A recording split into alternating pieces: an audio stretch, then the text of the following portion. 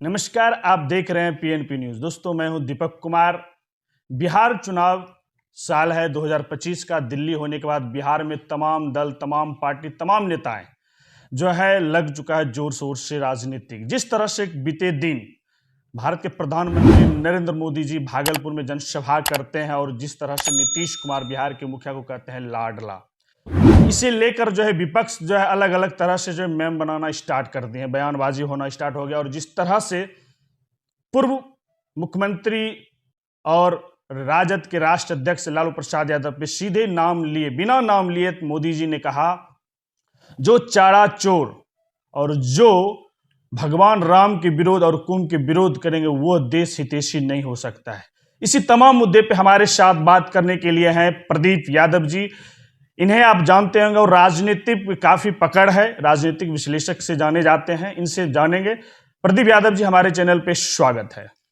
बहुत बहुत धन्यवाद। नमस्कार आपके सभी श्रोतागण को।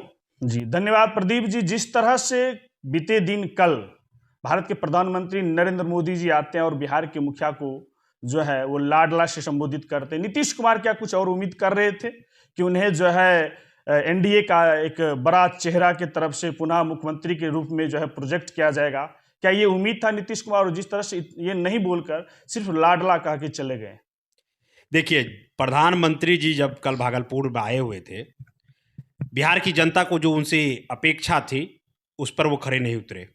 और जिस तरह बिहार के माननीय मुख्यमंत्री नीतीश कुमार जी को एक लाडला शब्द कह करके जो अपमानित करने का काम किया जी, एक पद पर जिसको बिहार की 13 करोड़ जनता ने चुनने का काम किया, आप उनको एक लाडला कह रहे हैं, उनको आप एक डार्लिंग जैसे शब्दों का प्रयोग समझिए कर रहे हैं, महबूबा और ये प्रेमिका वाली बात आप कर रहे हैं। बड़ी आरोप लगा रहे हैं। एक मुख्यमंत्री को ये अपने आप में शोभा नहीं देता। प्रधानमंत्री जी का वो परिवार के सदस्य तो नहीं थे जी। प्रधानमंत्री के जो बेटा या कुछ उस तरह का नहीं थे जो उनको आप लाडला कहिएगा। जी जी। अरे माननीय है, मुख्यमंत्री है, वो राज्य के एक महत्वपूर्ण पद पर है और आप उनको इस तरह की अपेक्षा कर और इस तरह आप उनको ये जो है अपमानित करने का काम किया। ये शब्द जो है अपने आप में बहुत ही घृणित वाले शब्द है। क्या ये विपक्ष का ये इस तरह का जो आप बात कर रहे हैं कि भारत के प्रधानमंत्री ने लाडला कहा, क्या उनके करीबी थे, भतीजा थे, भाई थे, क्या ये बिहार में एनडीए के लिए हानिकारक होगा, खासकर बीजेपी के लिए? क्या इस बयान को किस तरह से? के लिए हानिकारक नहीं है, हानिकारक जनता दल यूनाइटेड को लेकर के है। हमारे पुराने सहयोगी रहे हैं नीतीश कुमार। हम एक शुभचिंतक के नाते के ये कह रहे हैं कि देखिए, हमारी पार्टी राष्ट्रीय जनता दल तो इस बार सत्ता में आना है तो आएगा ही, लेकिन जनता दल यूनाइटेड को भाजपा चबा जाएगी चुनाव के बाद और मुख्यमंत्री नीतीश कुमार रहेंगे नहीं। एकनाथ शिंदे जैसा हाल कहीं ना इस तरह ना कर दे, ये हमारी चिंता है। क्योंकि नीतीश कुमार जी एक समाजवादी पृष्ठ से निकल कर आने वाले नेता रहे, लेकिन जिस तरह से भाजपा उन पर गरूर के तरह नजर एकदम बनाए हुए हैं और 2020 में तो उनको आधा लंगड़ा किया था, चिराग पासवान को ला करके आधा विकलांग किया था। इस बार भाजपा का प्लानिंग है 25 में नीतीश कुमार को पूरी तरह से विकलांग करके खत्म कर देंगे बिहार से। एनडीए के नेताओं का कहना है कि विपक्ष राजद हो या कांग्रेस मुंगेरी लाल की तरह जो है ना पुलाव पका रहे हैं, वो सपना सच नहीं होने वाला है। और आप कह रहे हैं कि विकलांग बनने वाले हैं नीतीश कुमार को। नीतीश कुमार के ही चेहरे पे जो है एनडीए कह रहे हैं कि हम चुनाव लड़ेंगे। ये हो सकता है कि नरेंद्र मोदी जी, भारत के प्रधानमंत्री ने भागलपुर से नहीं किया अनाउंस, लेकिन एनडीए के तमाम नेता, बड़े चेहरा जो बिहार के तमाम जो बड़े नेता हैं, उनका कहना है कि हम लोग 25 में नीतीश कुमार के ही चेहरा पे लड़ेंगे और उन्हें ही मुख्यमंत्री बनाएंगे। अच्छा, हमको ये बताइए, भाजपा का जो है भाजपा का बागडोर दो व्यक्ति के हाथ में है जी, एक नरेंद्र मोदी जी और अमित शाह जी। बिहार के भाजपा नेता का क्या वैल्यू है? वो कुछ भी बोल दे कि नीतीश हमारे मुख्यमंत्री रहेंगे, ये रहेंगे, वो रहेंगे, लेकिन जब तक ये दोनों नेता बयान नहीं देता है तब तक हम एक नीतीश कुमार के पुराने सहयोगी रहने के कारण हमको ये डर है कि आने वाला 2025 के विधानसभा चुनाव के परिणाम के बाद कहीं बिहार का एकनाथ शिंदे नहीं, जनता दल यूनाइटेड और नीतीश कुमार साबित हो जाए। ये चीजें आप लोग एकनाथ महाराष्ट्र का मॉडल आप लोग बार बार रिपीट कर रहे हैं। सीधे कहना है कि नीतीश कुमार चेहरे पे हम लोगों ने 2005 से लड़े और अटल बिहारी वाजपेयी जी ने उन्हें लॉन्च किया और उनके मान और सम्मान जो है 2025 में भी रखा जाएगा और 2025 में 225 पार एनडीए करेगा। फिर आप लोग किस तरह का पुलाव पका रहे हैं? 225 एनडीए पार करेगी, क्या करेगी नहीं करेगी तो बिहार की जनता तय करेगी ना। प्रदीप जी बड़ा पैकेज दिए किसान को, जो है खाते में जो है अरबों रुपया डाल दिए, 75 लाख बिहार के किसानों में। उसके बाद मोदी जी जिस तरह से ने कहा मखाना बोर्ड जो है बनाने का काम किया, उसके बाद बिहार को सौगात देने का। हमको ये बताइए, प्रधानमंत्री कल उसी मंच से यह कह रहे थे कि मतलब विदेशों में जो है यूरिया 800 रुपया 900 रुपया बोरी मिल रही है और बिहार में जो है या मतलब इंडिया में 300 रुपया हम दे रहे हैं। लेकिन हम एक किसान पृष्ठभूमि से व्यक्ति हैं, गांव से जुड़े हुए लोग हैं। आप गांव में चले जाइए, यूरिया क्या कालाबाजारी चरम सीमा पर है। यूरिया की जो जिस बोरी को प्रधानमंत्री कह रहे हैं 300 में दे रहे हैं, वो 600 700 800 देने के बावजूद भी नहीं मिलता है। प्रधानमंत्री को बोल देना, लेकिन वास्तविक धरातल पर जो लोग हैं, जो किसान लोग हैं, उनसे जाकर के आप पूछिए कि क्या स्थिति है। यूरिया की बोरी जिसकी वजन वेट है बोरे में 45 केजी लिखा रहता है और एक्चुअली में जब उसको आप वेट कीजिएगा उसमें 5 किलो 6 किलो यूरिया की कमी रहती है। ये डायरेक्ट रूप से एक विशेष कंपनी को, डायरेक्ट रूप से बिजनेसमैन को फायदा पहुंचाने का काम ये पूंजीपति का सरकार भाजपा है, अप्रत्यक्ष रूप से करने का काम करती है। और ये कह रहे हैं कि 300 रुपया में हम बोरी उपलब्ध करा रहे हैं। भैया जी 300 रुपया में बोरी उपलब्ध कराते तो किसान क्यों सड़क पर उतरते हैं, क्यों कालाबाजारी का आरोप लगाता है?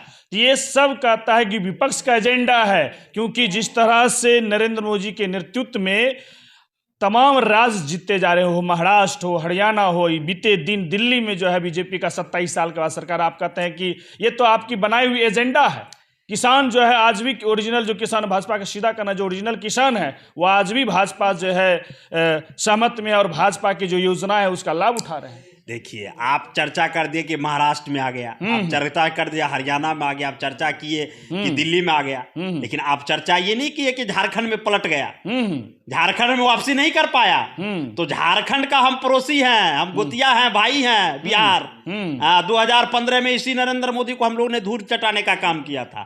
और आप याद रखिएगा कि 2014 में जब प्रचंड बहुमत आया था नरेंद्र मोदी को, जिसमें देश में सत्ता परिवर्तन का आड़ था 2014 में, और 2015 में उसी बिहार ने नरेंद्र मोदी को पटकने का काम किया था, भाजपा को परास्त करने का काम किया था। और आप देख लीजिएगा, गारंटी के साथ कहता हूं, 2025 के चुनाव में ना तो भाजपा रहेगी ना तो जदयू रहेगी, यहां नया नेतृत्व बिहार में आएगी, क्योंकि बिहार की जनता इन दोनों से पूरी तरह से ऊब चुका है। 15 की बात आपने किया, 15 में आपके साथ बिहार के वर्तमान मुख्यमंत्री नीतीश कुमार थे। प्रदीप यादव जी, राजनीतिक समीकरण जो जातीय समीकरण बिहार में होता है, क्या वो समीकरण क्या 2025 में सेट होगा? एकदम होगा। 2015 में नीतीश को देखिए, नीतीश कुमार जी यदि हमारे साथ आते हैं तो हम लगभग क्या नीतीश कुमार को आप मुख्यमंत्री फेस मानेंगे, या हम ये कह रहे हैं, जिस तरह से आपके शीर्ष नेता, सुनिए, आपके शीर्ष नेता कहते हैं कि दरवाजा बंद है, हम उन्हें एंट्री नहीं देंगे जब तक वो क्या तेजस्वी जी को मुख्यमंत्री फेस बनाएंगे? हाँ, यदि नीतीश कुमार तेजस्वी जी को सीएम फेस बनाते हैं, अपना आशीर्वाद देते हैं, तो यदि नीतीश कुमार आते हैं तो हम 225 पार करेंगे। यदि नीतीश हमारे साथ नहीं भी आते हैं, हाँ, तो मैं ये गारंटी के साथ कहता हूं कि इस बार 200 पार राजद और एनडीए ये महागठबंधन कांग्रेस पार करेंगे। यदि नीतीश साथ आ गए तो 225 पार करेंगे। नीतीश आ गए तो 225 पार करेंगे। लेकिन जिस तरह से बीजेपी जिस तरह से नरेंद्र मोदी जी ने बिहार में रैली करके शंखनाद कर दिया है चुनावी का, और राजद की रणनीति जिस तरह से, लेकिन दोनों दल बड़े शीर्ष नेता है, क्षेत्रीय नेता पार्टी जो है राजद और भाजपा, दोनों नीतीश पे आधारित है राजद की भी तरफ से। प्रदीप यादव जी, आप भी कह रहे हैं नीतीश, तो क्या लग रहा है, क्या उम्मीद है जिस तरह से नीतीश कुमार बीते दिन जो दिल्ली में एक चुनाव, हम दिल्ली से एक सवाल लेंगे आपसे, दिल्ली में शपथ ग्रहण होता है और एनडीए का बैठक होता है, नीतीश कुमार नहीं जाते हैं, इसे कैसे देखते हैं? देखिए, नीतीश जी नहीं जाते हैं, नीतीश जी के मन में बहुत तरह का बात, बहुत तरह की चीजें चलती रहती है, उस पर हमको टीका टिप्पणी नहीं करना है। देखिए, नीतीश कुमार जी पुराने समाजवादी लीडर रहे हैं। यदि नीतीश कुमार के जदयू को बचाना है, नीतीश कुमार को आगे भविष्य की राजनीति करनी है, तो नीतीश कुमार भाजपा जैसे एक सामंतवादी विचारधारा की जो पार्टी है, एक पूंजीवादी जो पार्टी है, उससे निकल करके एक समाजवादी पृष्ठभूमि का जो दल है राष्ट्रीय जनता दल, उनको नीतीश कुमार जी समर्थन करे और बिहार में भाजपा को मुक्त करने का काम यहाँ से दल के नेता जब सदन में बजट पास होता है संसद भवन में, तो वहां कहते हैं कि सभी योजनाएं विपक्ष जो है कि चला गया बिहार, कांग्रेस आपके सहयोगी दल। यही नरेंद्र मोदी जी कल आते हैं तो आप कहते हैं कि बिहार के लिए कुछ नहीं दिया। क्या दिया बिहार के लिए? क्या दिया? विक्रमशिला वहां है विश्वविद्यालय, जो हमारे धरोहर है नालंदा के बाद विक्रमशिला विश्वविद्यालय। विक्रमशिला विश्वविद्यालय के लिए क्या किया? तो कहते हैं कि हम भागलपुर का जो शहर, उसको स्मार्ट सिटी कहा। भागलपुर में वहां जो है प्रत्येक दिन जाम का स्थिति बना रहता है। भागलपुर का जो हवाई अड्डा जिसमें प्रधानमंत्री संबोधित कर रहे थे, उतना बड़ा हवाई अड्डा क्षेत्र है फैला हुआ, आज तक भागलपुर में हवाई अड्डा नहीं बना। भागलपुर को स्मार्ट सिटी के नाम पर, नमामि गंगे के नाम पर गया, बरारी में जाइए, गंगा नदी बदबू दे रही है।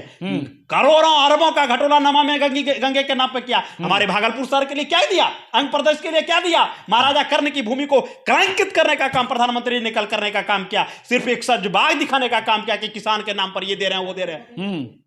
क्या किया भागलपुर में?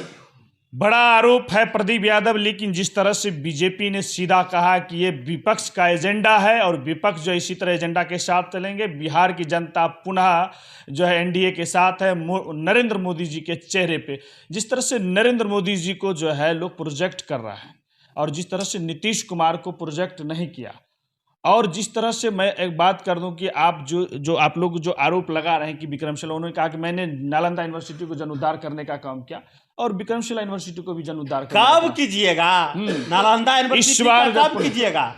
विक्रमशिला विश्वविद्यालय कब कीजिएगा? पटना विश्वविद्यालय को सेंट्रल विश्वविद्यालय का दर्जा दिया आज तक? विक्रमशिला विश्वविद्यालय को सेंट्रल यूनिवर्सिटी का दर्जा दिया?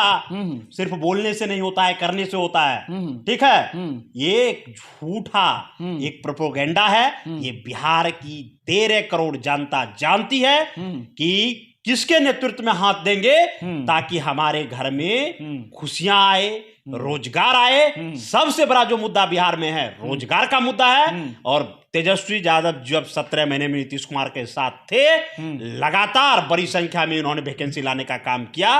उस वैकेंसी को आस में अभी भी युवा है, अभी भी छात्र है, इसीलिए युवा और छात्र ने इस बार ठाना है बिहार को एनडीए मुक्त बनाना है। एक वीडियो वायरल हो रहा है जो आप लोगों ने भी देखा, सम्राट चौधरी जिस तरह से अपने नेताओं का रहा था कि तेजस्वी यादव पे जो है बयान नहीं देना है, लालू प्रसाद यादव पे देना है, तो इसको कैसे देखते हैं? देखिए, क्या लग रहा है तेजस्वी यादव का चेहरा चमक गया या डर है, ऐसा क्या है? क्या नहीं, देखिए, डर तो स्वाभाविक होना चाहिए। जिस नेता ने अपने 17 महीने के कार्यकाल में बिहार में लोग ये कह रहे हैं कि बीपीएससी से टीचर की बहाली, आदरणीय राष्ट्राध्यक्ष जब हमारे लालू प्रसाद जी थे 1995 में, तभी बीपीएससी से टीचर की बहाली हुई थी। उसके बाद से बिहार में बीपीएससी से टीचर की बहाली नहीं हुई। कोई भी बहाली हुई तो वो कॉन्ट्रैक्ट बेसिस पर हुआ, वो नियोजित बेसिस पर हुआ। पटना के इसी गर्दनी भाग फील्ड पे धरना स्थल पर हजारों की संख्या में, लाखों की संख्या में शिक्षक बंधु जो है 1500, 2000, 5000 के रूप में जो वेतन देने का काम करता था, वो नियमित करने के लिए धरना प्रदर्शन करते थे। तेजस्वी जी के शासन जिसमें नीतीश कुमार के साथ थे, उसमें नियोजित करने का काम, उसको जो नियोजित को हटा करके रेगुलर करने का काम किया। 2.5 लाख से ऊपर टीचर की बहाली करवाने का काम किया। आशा, सेविका, जीविका जिसका वेतन था वो हमेशा यहाँ लाठीचार्ज होता था गर्दनी बाग में, उसका मानदेय बढ़ाने का काम किया। खेल नीति लाने का काम किया। आज तक बिहार में खेल नीति नहीं था। तो जब भैया जो 17 साल, देखिए नीतीश कुमार 17 महीना में, 17 महीना में जब काम, आप सीएम हैं, आप सुस्त पड़े, आपके साथ जो एक चक्का आया गाड़ी का, वो चक्का आपको ला करके आपको खड़ा कर दिया, आपको रास्ता दिखा दिया काम करने का, और आप उस पर ट्रैक पर काम करने लगे। तो जो काम जिन्होंने करवाया उसका भी श्रेय है, क्योंकि आप तो सुस्त पड़े हुए थे। आप बीपीएससी से टीचर की बहाली तो नहीं कर रहे थे इससे पहले, क्योंकि 15 साल से आप सत्ता में थे लेकिन नहीं किए। लेकिन तेजस्वी, और उसके बाद क्या 2.5 लाख टीचर की बहाली होने के बावजूद भी एक भी पेपर लीक नहीं हुआ आपके नेता। और जैसे ही हमारे नेता 17 महीने के बाद छोड़ दिए पेपर लीक, 70वीं बीपीएससी का भी चल रहा है कांड, ये जो 69वीं का, सॉरी। ये तो सीधे कह रहा है कि आप नीतीश कुमार के काम को आप क्रेडिट ले रहे हैं। दूसरी बात, दूसरा आरोप ये भी है, आपके नेता का 15 साल कार्यकाल पे भी आरोप लगता है कि उन्होंने क्या विकास किया नीतीश कुमार और एनडीए के सरकार में, सड़क, एक चीज आप बताइए, हम ये चीज कहते हैं, हाँ, आपको एक सामाजिक, इसे कैसे खारिज करिएगा? जन उद्धार में जिस तरह से कल भी प्रधानमंत्री आपके नेताओं पे गंभीर आरोप लगा दिए। मैं क्या कर रहा हूं, वो दौर सामाजिक संतुलन का दौर था। उस दौर में क्या था कि लोगों के बीच ऊंच नीच की भावना अधिक थी। तो वो समय पहले था कि लोगों में, समाज में एक समानता लाएं, समाज में सभी व्यक्ति को एक बराबरी का हक दिया जाए। उस दौर का, उस समय का मांग था। यदि आप बराबरी नहीं देते या मतलब समानता नहीं लाते, बिजली, सड़क, रोड तो बना ही, जहां तक था वो बना ही, लेकिन जब तक समानता नहीं लाइएगा तो सड़क, बिजली वो किस काम का?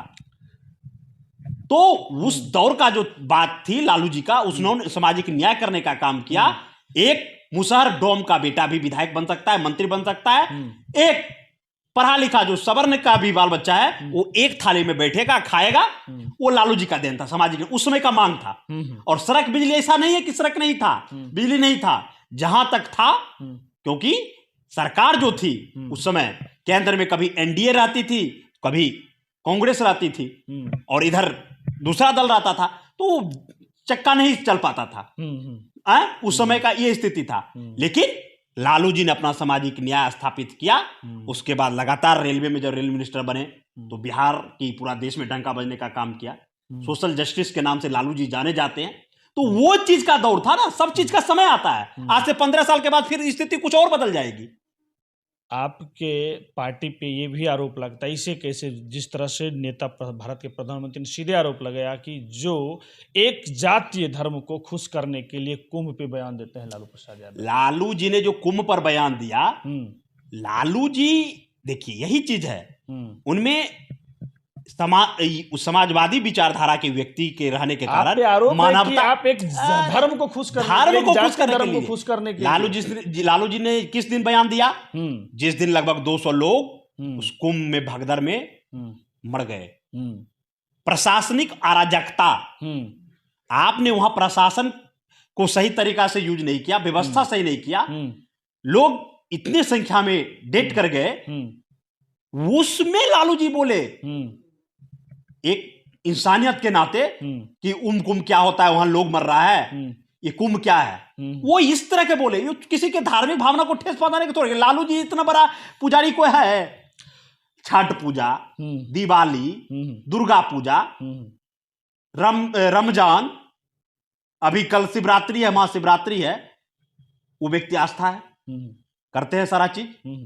ईद का भी होता है, सब चीज होता है। तो इंसानियत जिस व्यक्ति में रहेगा, वो सभी धर्म को, सभी चीजों को एक लास्ट बयान दे दीजिए प्रदीप जी। आप काफी ज्यादा राजनीतिक समीकरण से घेर लिए। लास्ट बयान दीजिए, क्या कैलकुलेशन है राजद और इंडिया गठबंधन का कि बिहार में परिवर्तन होगा? जो नीतीश कुमार के कार्यकाल पे या एनडीए के कार्यकाल पे राजद और कांग्रेस जो भी आपका अलायंस है, वो 25 में ऐसा क्या मेरा कैलकुलेशन यही है, बिहार का युवा छात्र जो बेरोजगारी से त्रस्त है, वो इंतजार भरी निगाहों से चुनाव का इंतजार कर रही है कि कब बिहार में विधानसभा का चुनाव हो और बिहार में एक परिवर्तन की लहर और आंधी चलेगी, जिसमें आप देखिएगा किसी प्रकार का जाति समीकरण, किसी प्रकार का धार्मिक समीकरण काम नहीं करेगा। बेरोजगारी के नाम पर, रोजगार के नाम पर बिहार के युवा घर से निकलेंगे और महागठबंधन के जो उम्मीदवार होंगे उसको चुनाव करके विधानसभा में भेजेंगे और बिहार में एक नया सवेरा होगा। और नया सवेरे का उदय के रूप में तेजस्वी यादव के नेतृत्व में बिहार में नई सरकार बनेगी। लास्ट एक बयान दीजिए, नीतीश कुमार के बेटे को कैसे देखते हैं? क्या लग रहा है वो राजनीतिक में आ पाएंगे? क्या उनके जो है राजनीतिक धरोहर को संभाल पाएंगे? देखिए, संभालने का बात मैं नहीं कर रहा हूं, लेकिन भारत का संविधान सभी व्यक्ति को स्वतंत्रता का अधिकार है। वो राजनीतिक रूप से, सामाजिक रूप से निशांत कुमार जी यदि आते हैं तो उनका राष्ट्रीय जनता दल परिवार राजनीति में तहे दिल से स्वागत करने के लिए तैयार है। वेलकम निशांत जी, आप आइए और राजनीति में जनता के बीच जाइए। धन्यवाद प्रदीप जी। जिस तरह से प्रदीप यादव जी ने जिस तरह से नरेंद्र मोदी जी के बयान को लेकर घेरने का काम किया, जिस तरह से इन्होंने सत्ता पक्ष को घेरने का काम किया, सीधा कहना है कि इस बार युवा इंतजार कर रहे हैं युवाओं को कि इस बार युवा ही बिहार के मुख्यमंत्री बने। लेकिन एनडीए में तमाम घटक दल है, क्या इस बार 2025 चुनाव में समीकरण किस तरह दिख रहा है? क्या लग रहा है, जातीय समीकरण हो या राजनीतिक समीकरण हो?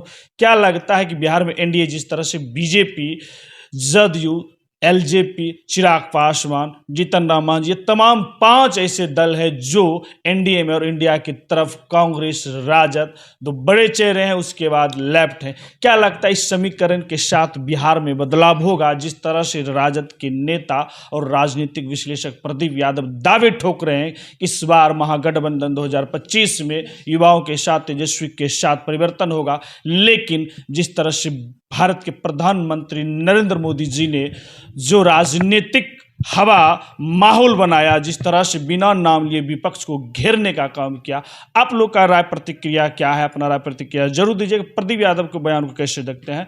धन्यवाद।